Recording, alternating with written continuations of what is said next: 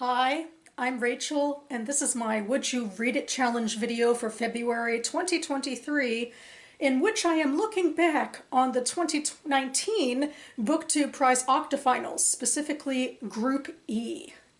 To take a step back a moment, the Would You Read It Challenge was started by Ed2 Brody, and I've co-opted it and changed it a little. But of course I'll link to Ed2 Brody down below.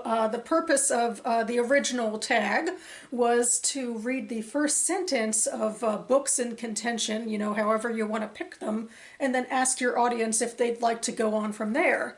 And I thought that was a little too quick of a sample, so I went for a paragraph or two in my selection, and I decided to revisit old ballots of the BookTube Prize. The BookTube Prize is an ongoing prize on BookTube, started by Robert at Barter Hortz. The purpose is to judge the best in literary fiction and nonfiction published the year before in the US. 2019 was the first official year that the prize was running, and the only year I wasn't an official judge, but I did take part unofficially, and I cherry-picked some of the books off of the Octafinals long list and made some videos, including for the Octafinals Group E, where I read 3 of the 6 books in contention for that ballot. So I will link to my video down below. But now I'm going to read at least the first few paragraphs of all 6 books. I still haven't read the other 3, but I'll at least give them a chance and give my thoughts about them afterwards. So without any further ado, let's get started, starting as you do at the very beginning with Book 1. The most striking thing about the temple near the village of Indravali was not readily apparent. No, one had to first climb the mountain and come close. One had to take a long, thoughtful look at the entrance, at the door. Not at its carved panels or its fine graining, but at how the door stood so brave and so luminous and so alone. How it seemed to stand strong and tall, as if still a tree. It was the wood, lumbered from a grove of trees northwest of Indravali. The grove was cultivated by an old woman, they said more than 100 years old, who was childless. She and her husband had been farmers, and when she'd come to understand that she would never have children, she'd started planting trees as a way to care for something, as a way to nurture something fragile and lovely. Her husband had surrounded the young saplings with thorny bushes to keep out wild animals, and it being a dry region, she'd had to carry water from many kilometers away to water them. Their grove now boasted hundreds of trees, all of them steady and swaying in the dry wind. And that was from Girls Burn Brighter by Shobha Rao. Book 2. Greer Kadetsky met Faith Frank in October of 2006 at Ryland College, where Faith had come to deliver the Edmund and Wilhelmina Ryland Memorial Lecture. And though that night the chapel was full of students, some of them boiling over with loud-mouthed commentary, it seemed astonishing but true that out of everyone there, Greer was the one to interest Faith. Greer, a freshman then at this undistinguished school in southern Connecticut, was selectively and furiously shy. She could give answers easily, but rarely opinions. Which makes no sense because I'm stuffed with opinions. I'm a piñata of opinions, she'd say to Corey during one of their nightly Skype sessions since college had separated them. She'd always been a tireless student and a constant reader, but she found it impossible to speak in the wild and free ways that other people did. For most of her life it hadn't mattered, but now it did. And that was from The Female Persuasion by Meg Wolitzer. Book 3.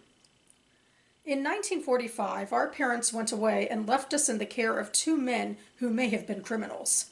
We were living on a street in London called Rovigny Gardens, and one morning either our mother or our father suggested that after breakfast the family have a talk, and they told us that they would be leaving us and going to Singapore for a year. Not too long, they said, but it would not be a brief trip either. We would of course be well cared for in their absence. I remember our father was sitting on one of those uncomfortable iron garden chairs as he broke the news, while our mother, in a summer dress just behind his shoulder, watched how we responded. After a while she took my sister Rachel's hand and held it against her waist as if she could give it warmth. Neither Rachel nor I said a word. We stared at our father, who was expanding on the details of their flight on the new Avro Tudor 1, a descendant of the Lancaster bomber, which could cruise at more than 300 miles an hour. They would have to land and change planes at least twice before arriving at their destination. He explained he had been promoted to take over the Unilever office in Asia, a step up in his career. It would be good for us all. And that was from Warlight by Michael Ondaatje. Book 4. They must think I don't have long left, because today they allow the vicar in. Perhaps they are right, although this day feels no different than yesterday, and I imagine tomorrow will go on much the same. The vicar? No, not the vicar. He has a different title, I forget. Is older than me by a good few years. His hair is gray, his skin is flaky and red and sore-looking. I didn't ask for him. What faith I once had was tested and found lacking at Linton's, and before that my church attendance was a habit, a routine for Mother and me to arrange our week around. I know all about routine and habit in this place. It is what we live and what we die by. The vicar, or whatever he is called, is sitting beside my bed with a book on his lap, turning the pages too fast to be reading. When he sees I'm awake, he takes my hand, and I'm surprised to find that it is a comfort, a hand in mine. I can't remember when last I was touched, not the quick washover with a warm cloth, or the flick of a comb through my hair. Those don't count. I mean properly touched, held by someone. And that was from Bitter Orange by Claire Fuller. Book 5. When I hit the bitumen and get that smooth gray rumble going under me, everything's hell is different.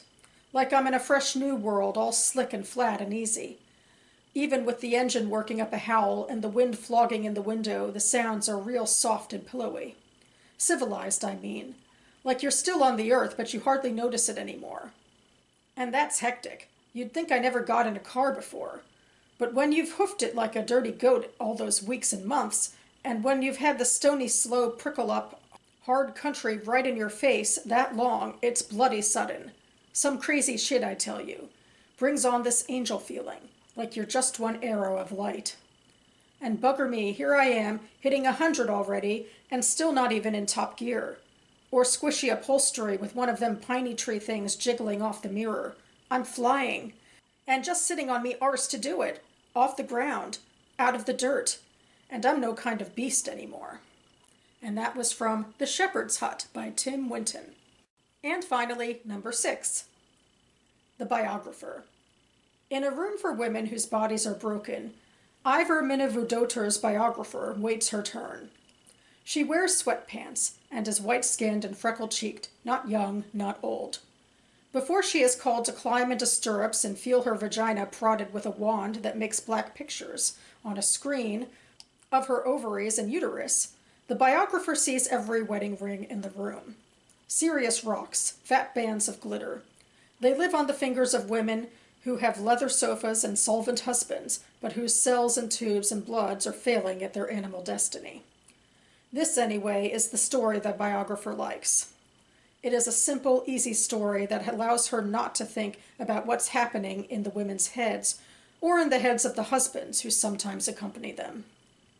Nurse Crabby wears a neon pink wig and a plastic strap contraption that exposes nearly all of her torso, including a good deal of breast. Happy Halloween, she explains. And that was from Red Clocks by Lenny Zumas.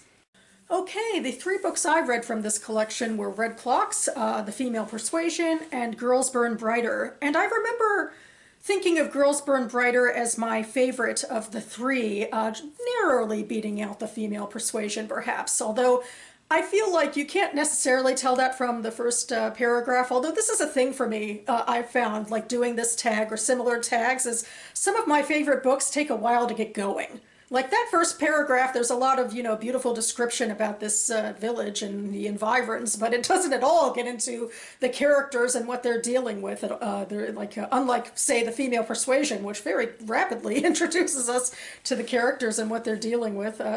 But I just trust that going forward from what isn't all that engaging of a first paragraph, there is more to come, and the writing was beautiful. I guess it's pretty rare that I would ever give up on a book after, just a couple paragraphs anyway, but Yeah, that's where I am with that. Yeah, Girls Burn Brighter was my favorite. I also loved The Female Persuasion. I'm a big Mick Wolitzer fan.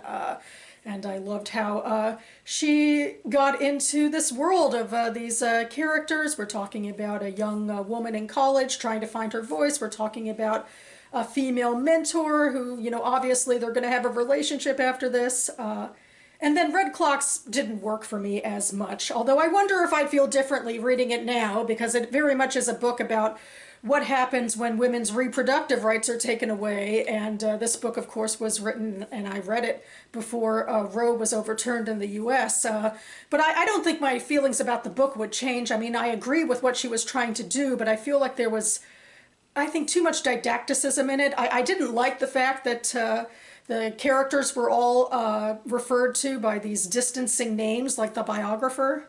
And in fact, this Ivor figure who was mentioned, she gets these interstitial chapters in the book, which I feel like don't really serve much of a purpose. So the setup didn't work for me. And it's interesting to compare it. I don't know if I did back in the day, to compare it directly to The Female Persuasion, which is also about feminism and about women's roles. I mean, definitely in a different light, because women are centered, and the Roe is not overturned in that book, but the characters are real and flawed, and it's about like different strains of feminism, and like modern day feminism and sort of the older like third wave feminism of a couple generations ago, or one what have you, and about how they clash. That's a big part of that book, and it was really enticing and interesting and real in a way that I just didn't find. Red Clocks was kind of disappointing for me.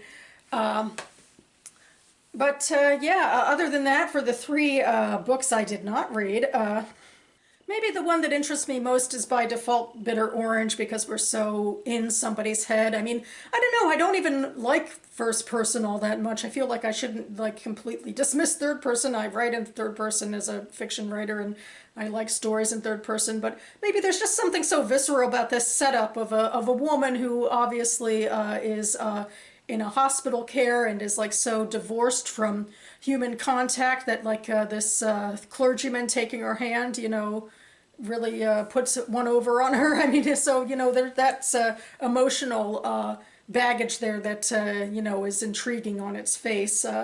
And Warlight is also, I found, really intriguing. Maybe I'm just biased against more World War II fiction, which isn't really fair, especially since this starts right after World War II.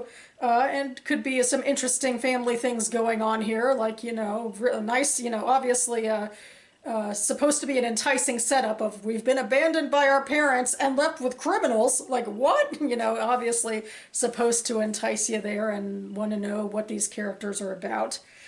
And then the one that interested me the least was The Shepherd's Hut by Tim Winton, which is actually the one I feel like I remember the least from the BookTube Prize and from, 2018 releases.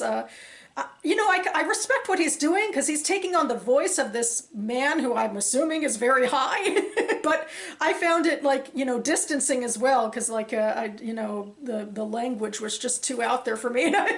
So I don't know, maybe it's a catch-22 in a way, because I should respect, and maybe it does well at really capturing that specific mindset and voice, but it didn't jive with me. So there's where I am. And alas, none of these books, I think, made it to the final round for the official judges. But yeah, looking back on it, I'm fondly remembering my feelings for both Girls Burn Brighter and The Female Persuasion. So there you have it.